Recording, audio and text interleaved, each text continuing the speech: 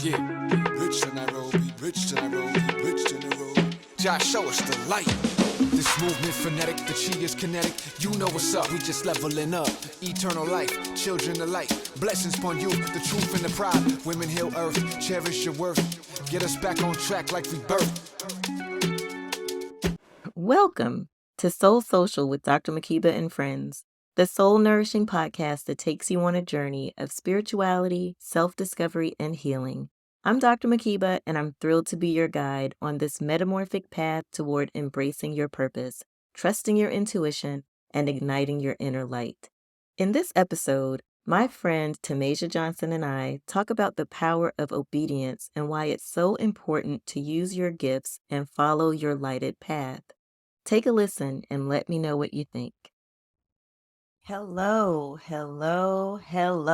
I am Dr. Makeba, and I am all for love. My mission is to help souls searching for answers find love and light by illuminating their light path using the power of Reiki and my spiritual gifts. And I'm so happy to extend that to this platform. Now, my goal here is to bring people, my friends, onto the stage so that they could share their special gifts too. We talk about all things human, what it is that makes us human, and things that get us through this journey called life. It's not easy, but we want it to be fun and insightful as we go along. So today, I'm very happy to welcome Tamasia Johnson. Tamasia's superpower is that she is the right hand that helps people make it happen. She helps to bring ideas, desires, and goals to life. On that journey from point A to B, whether it's a weight loss journey, marketing a business idea, purchasing a home, she really helps people. That's where she comes in. And she is helping me. I love it. Come on, Tamasia. Say hello.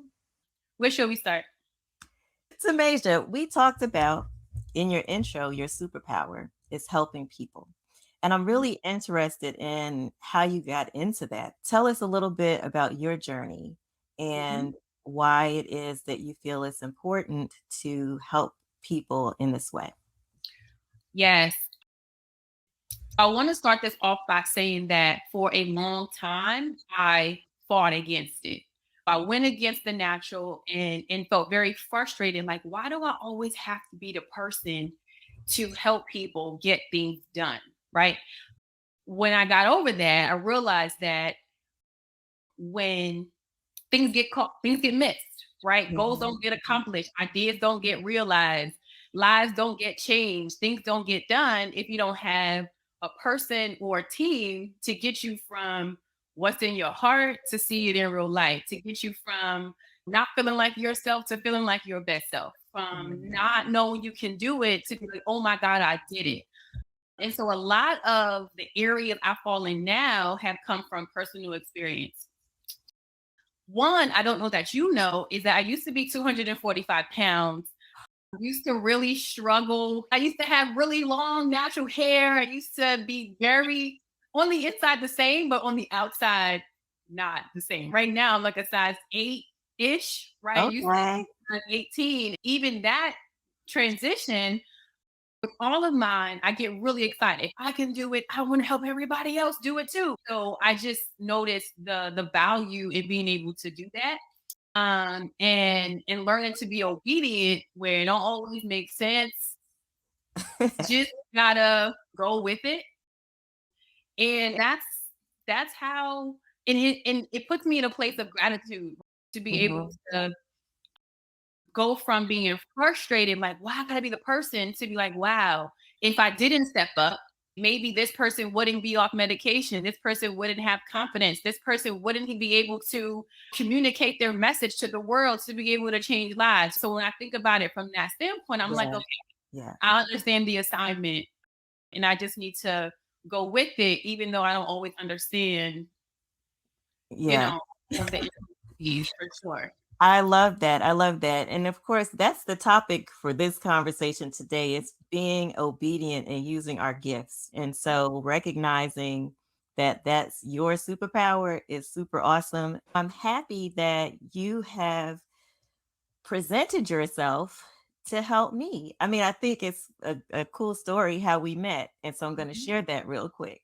because it was very much out of the blue. And when I say out of the blue, I know that that means that it's from God. Okay. The sky is blue, the ocean is blue. When God sends people your way, that's Yep. out of the blue. When those things happen, that's out of the blue. So meeting you that fine day, I had no idea that you were going to be helping me to establish myself, helping me to put some language around what it is that I'm doing, because I've been called to do some big work, as you know. There's like 25 streams of things that I'm trying to do, and you're like, but wait, we need to focus. So I want to turn it over to you so you can ask me some questions and go from there. Okay. I'll share a little bit about how we met and how it worked, and then translate into the question, right? And so those of you who are listening, we have that feeling in our intuition where it's like, I went to this thing, I don't know how I met this person, and now here we are in this place, right? And then that person or both of you, your lives get changed in some way where you had no idea. So I'm thankful that although I'm learning about Reiki by working with you and you sharing all that you have or what has been planted in you to put out to the world, that's what I want to kick it off with. So you had to just tell the people who are listening, what is it that you have been called to do beyond the Reiki part, beyond the energy part, so that you can do what you've been called to do in this world. Yes. Thank you for the question. Thank you for the question.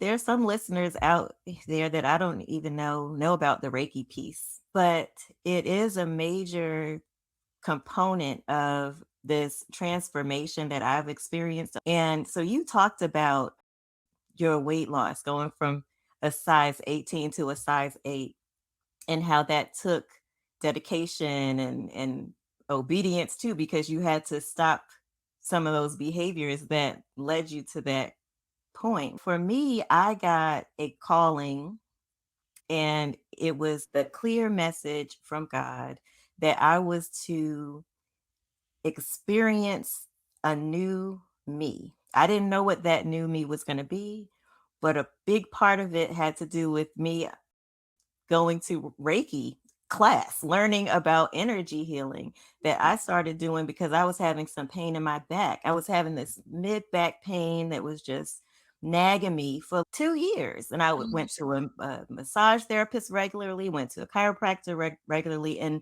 none of them helped. Then I happened to see this show and they were doing some energy healing. I was like, well, maybe that'll help with me. And so when I went and took my Reiki level 1 class, I learned, number one, that we are all energy beings. So we all have this energy flowing through our bodies, and that we all have the ability to heal ourselves and to heal others. And so I was really excited about that. And I started doing my self healing on myself, and my back started feeling a little bit better. And when it would nag me, I would realize that a lot of that had to do with what was going on in my heart chakra, which I had not even really paid attention to before. The heart chakra is right here in the chest in the front, but it extends to the back. It's a whole channel in your body. So learning more about energy, I think, bumped me to a different level of consciousness, I'll say. And one thing that I didn't realize when I took the Reiki level 1 class is that it would open me up spiritually. So I was then able to really connect with the spirit realm, which I had always known was there. I knew that when my ancestors or when my people passed away, that they lived on the ancestral plane, and I could reach out to my dad and my grandmother and ask them for help and support and send them love and feel them all around. But after that attunement to my Reiki level 1 energy, I was able to actually communicate with them and hear from them. And so that was amazing. And I'm still getting used to that. But I also, very shortly after the attunement and the connection with my ancestors, received messages and downloads and lots of information about what the future held for me. And it was very comforting, but then also very scary because That's what it told I'm me, Mhm. yeah, I heard, well, and this happened like back in early 22, February 2022. I heard by July of 22, you're going to open a healing hand center and it will be called Dr. Makeba and Friends. And I was like, but wait, I just learned Reiki a week ago. How am I going to do that? I have a full-time job. I am a healthcare executive. That's what I do. And I heard very clearly that that was my calling, that I was to spread love and light, that I would do that through Reiki, that I would also be a writer. I would publish books. I would meet people who would come into my life and who would be great friends. I Mhm. will be advised by my ancestors, by my spirit guides, by God, by Jesus, Buddha, Muhammad, like all of them. And I feel surrounded and held by them. So, long story short, I'll try to shorten it a little bit. This is part of it. It's part of the calling. So I'm called to do this Reiki energy work to ignite the light in people, Mhm. right? So I stamp my finger and I help people's chakras get back into alignment, but then they have to do the work. So a lot of it is about self-care, self-help, pumping up Mhm. the energy in folks. That's one thing. I have to write, I have to share my words so that people can hear and be inspired and learn from my story. The other thing is inviting people like yourself to come onto a platform like this to talk about how you help humanity, how you hear from God, how you are obedient to what you know that you've been called to do. And, there'll be lots of people who come on this program from all walks of life. And the goal and the idea of that is to show folks that we're all connected. So the way that I met you was very much on purpose. It may have seemed out of the blue, but we know what that means, right? So now that our paths have crossed, we are going to be bigger and better together. That's what it's all about. So I want to, and we talked about this before, when if you had to share, what is love and light? What does that Right. look like? What does that feel like? How does somebody know if they need some love and light? Or how does someone know they don't have enough love and light? And Right. what is something that they can do to, have that essence that you talk about?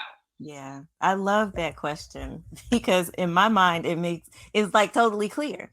Love and light. Who doesn't know what love and light is? But I remember a couple years ago in my own life, in my own body, in my own spirit, thinking that I was okay, Mhm. but being in a relationship and in a work environment too that just did not satisfy me. I didn't realize it then, but my light had dimmed. So all the things, the essence of me, I had let shrink.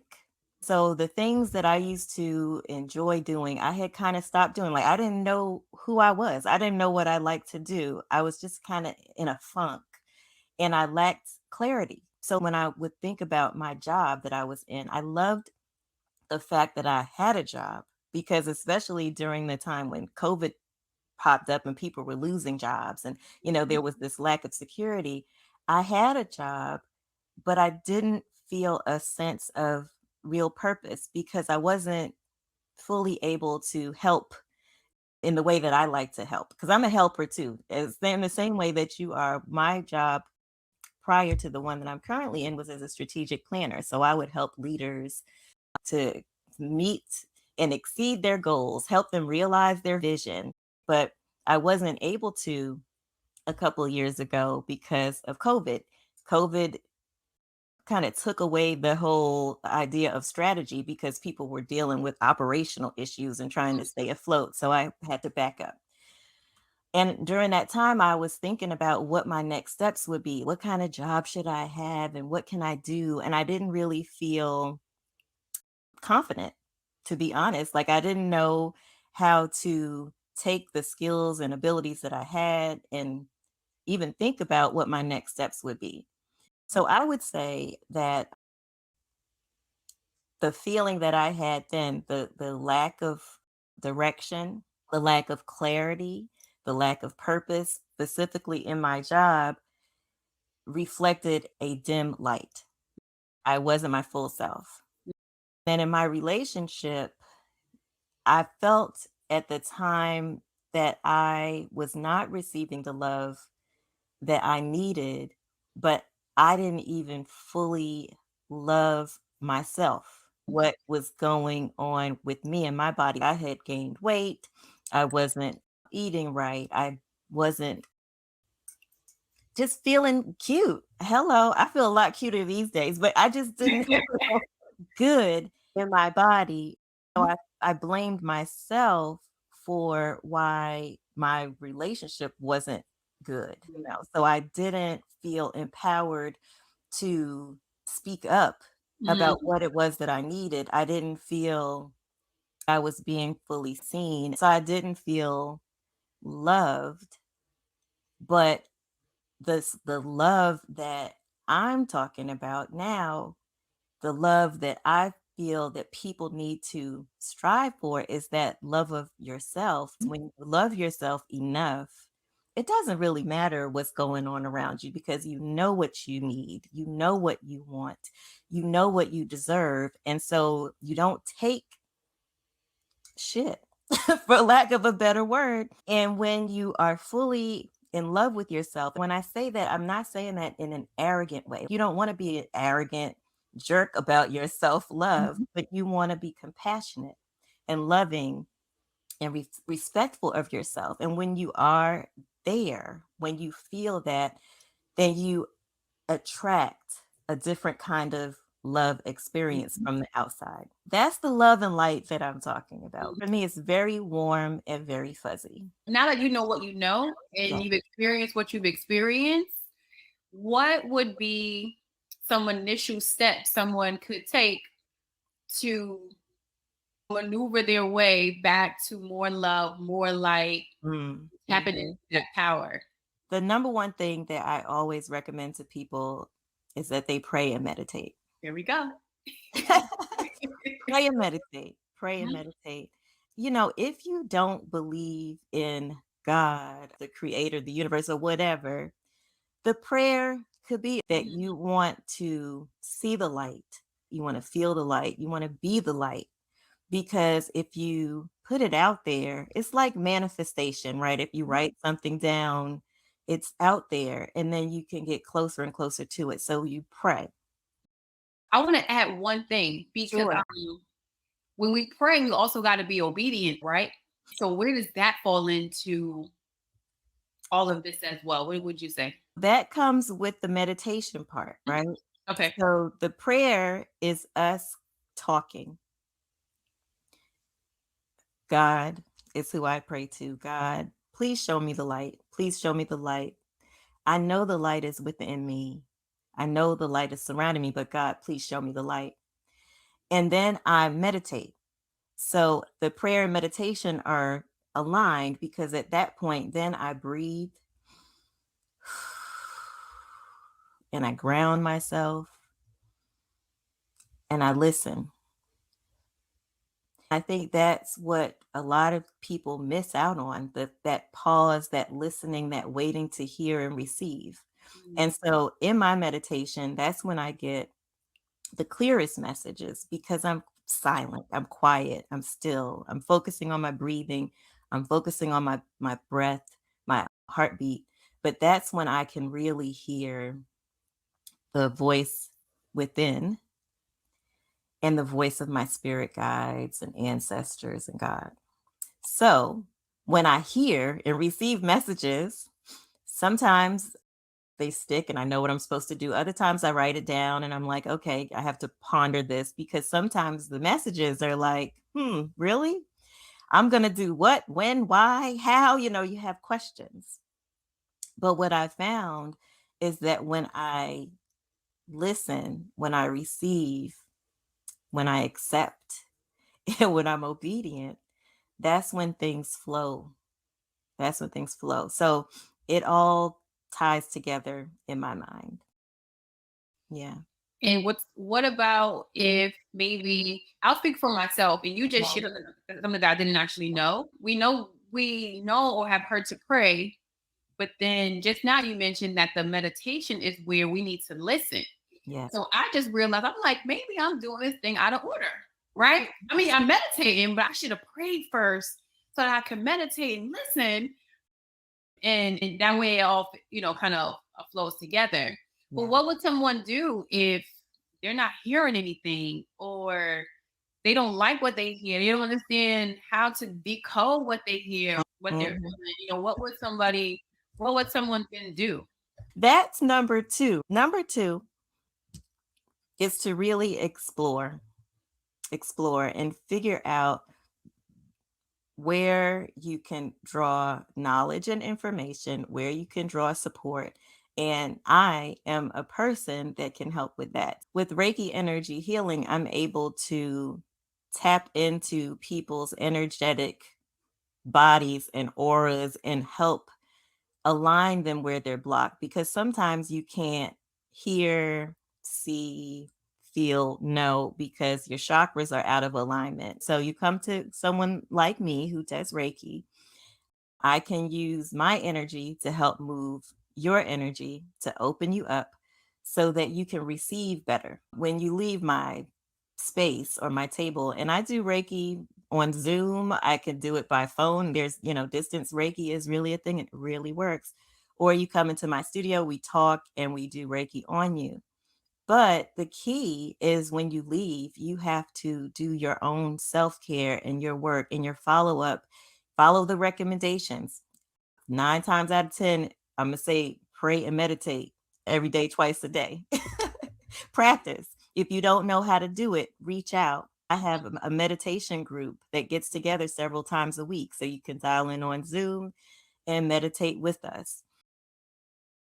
A lot of times I'll tell people to implement some kind of energetic self-care. So if the issue is in the third eye or in the crown chakra, you'll use your hands and do various positions to try to balance the energy flow in those areas. If you want to learn more about how to do self-care, or even how to help others, right? Your family members, your friends, your pets, even, you can take a Reiki level 1 class.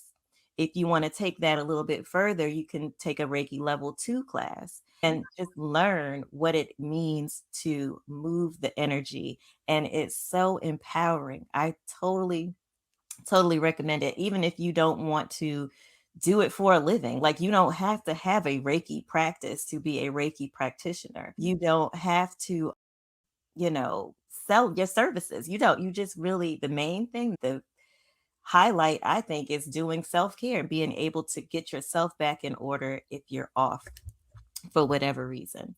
Now, if you don't want to learn Reiki, and I don't know why you wouldn't, you can always come back to me and I can help.